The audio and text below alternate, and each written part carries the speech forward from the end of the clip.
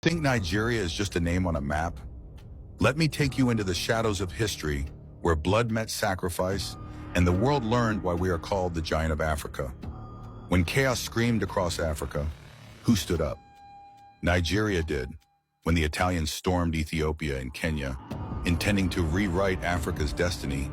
Nigeria's military thundered across borders and drove them back into history.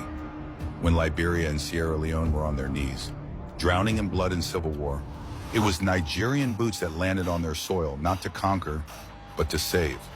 They didn't come for gold. They didn't come for oil. They came with valor, with purpose, with honor. They restored life, rebuilt governments, trained armies, and then they walked away. Mission accomplished. Who else can say that? Who else leaves peace instead of ashes? No one. Only Nigeria.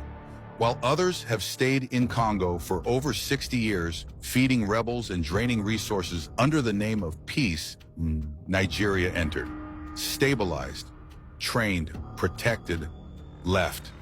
No mines taken, no women violated, no children displaced.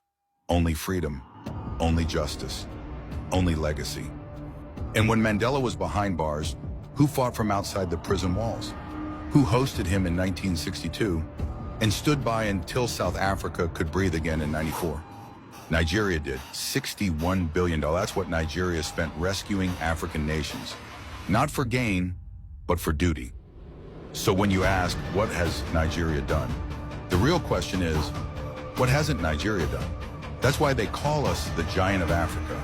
Not just for our size, but for the size of our sacrifice. But here's the tragedy.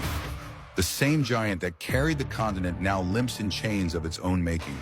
Corruption, greed, power without purpose. Our victories have faded into whispers buried beneath political rot and broken systems.